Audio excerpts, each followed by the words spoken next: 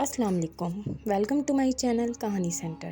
تمام videos update کے لیے ہمارے چینل کہانی سینٹر کو سبسکرائب کر کے بیل نوٹیفیکیشن کے بٹن کو آن کر دیجئے۔ تو آئیے چلتے ہیں آج کی کہانی کی طرف۔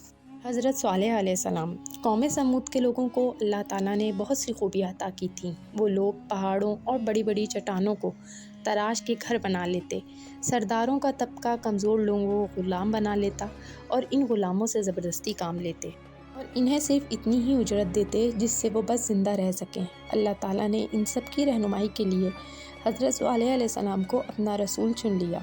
حضرت صالح علیہ السلام نے ان لوگوں کو اللہ پر ایمان لانے کی دعوت دی، لیکن سرداروں نے ان کو جھوٹا قرار دیا۔ انہوں نے کہا، اگر آپ سچے رسول ہیں تو اپنے رب کا کوئی معجزہ دکھائیں۔ ایک سردار بولا، اس پہاڑ سے اونٹنی نکل آئے۔ دوسرا بولا، اونٹنی ایسی ہو جو بچے کو جنم دینے والی ہو۔ حضرت صالحہ نے لوگوں سے پوچھا کہ میرے اللہ کا ایسا معجزہ دیکھ کے اللہ پر ایمان لے آؤ گے؟ لوگوں نے کہا، ہاں۔ حضرت صالح علیہ السلام نے دعا کی تو ویسی ہی اونٹنی پہاڑ سے نکل آئی۔ اللہ تعالیٰ کے اس معجزے سے کچھ ایمان لے آئے۔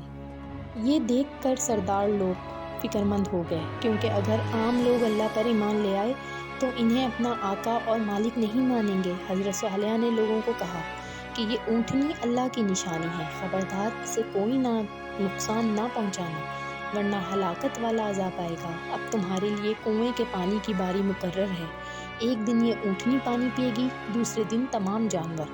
کچھ دن بعد اس اونٹنی نے ایک بچے کو جنم دیا اور وہ اتنا زیادہ دودھ دینے لگی جو بہت سے لوگوں کے لیے کافی تھا۔ اس سے لوگوں نے اور بھی اثر لیا اور حضرت صالح علیہ السلام کی باتیں غور سے سننے لگے۔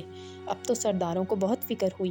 انہوں نے سوچا کہ جب تک یہ معجزہ قوم کے سامنے رہے گا لوگ اثر لیتے رہیں گے اور اللہ پر ایمان لے آئیں گے۔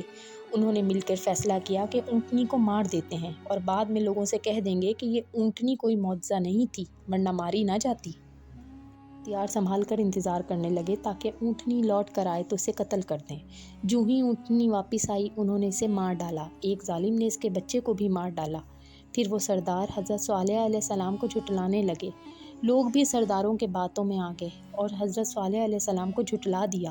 حضرت صالح علیہ السلام نے لوگوں کو بتا دیا کہ اب تو اللہ کا عذاب تم پر نازل ہو کے رہے گا۔